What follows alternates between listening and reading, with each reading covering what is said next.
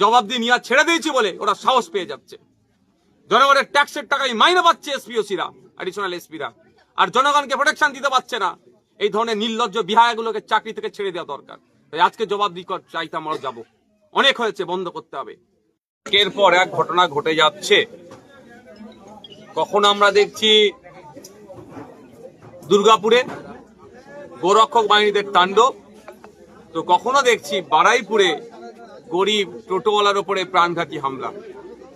যারা হামলা চালাচ্ছে তারা হয় বিজেপির ব্যানারকে সামনে রাখছে, নাহলে আরএসএস বজরং মতো ধর্মীয় সংগঠনের ব্যানারকে সামনে রেখে এই ধরনের অনৈতিক অন্যায় কাজ করছে। গত কয়েকদিন আগেই রায়গঞ্জে রোহিঙ্গা বলে, বিদেশি নাগরিক বলে এক আর্মি পার্সনের উপর আক্রমণ চালিয়েছে। এই যে মব লিঞ্চিং হচ্ছে, এটা কেন বন্ধ হচ্ছে না? 2021 সালের পশ্চিমবাংলার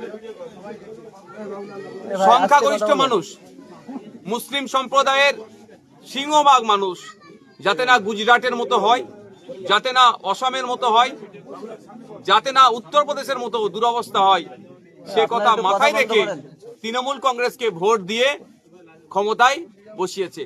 আর আজকে আমরা কি দেখছি? সরকারিভাবে তৃণমূল কংগ্রেস সরকারটা পরিচালনা করলেও বকলমে এই পশ্চিমবাংলা সরকার বিজেপি পরিচালনা করছে অথবা আরএসএস পরিচালনা করছে। অঘোষিত বিজেপি সরকার এখানে চলছে। এটা বন্ধ হওয়া দরকার।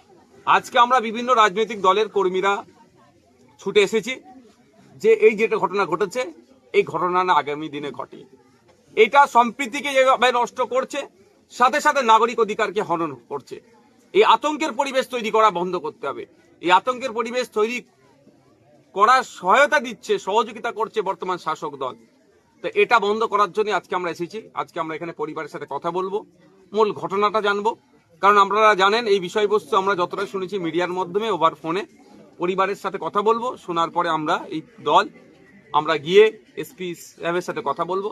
কারণ এটা বলছি, এটা আজকের ঘটনা নয়, লাগাতার 3 মাস ধরে এই ঘটনা ঘটে যাচ্ছে। এখানকার ওসি কি করছে, অ্যাডিশনাল এসপি কি করছে, এসপি কি করছে, এর জবাব দিয়ে আমাদেরকে নিতে হবে।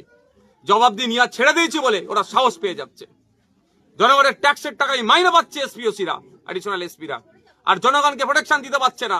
এই ধরনের নির্লজ্জ বিহায়াগুলোকে চাকরি থেকে ছেড়ে দেওয়া দরকার। তাই আজকে জবাব চাইতে আমরা যাব, অনেক হয়েছে, বন্ধ করতে হবে। ভোট নেওয়ার সময় ইউপি বিহার হতে দেব না, আর ভোটের পরে ইউপি বিহারের থেকেও দুরবস্থা হয়ে যাচ্ছে, এটাকে আমরা কোনোভাবেই মেনে নেব না।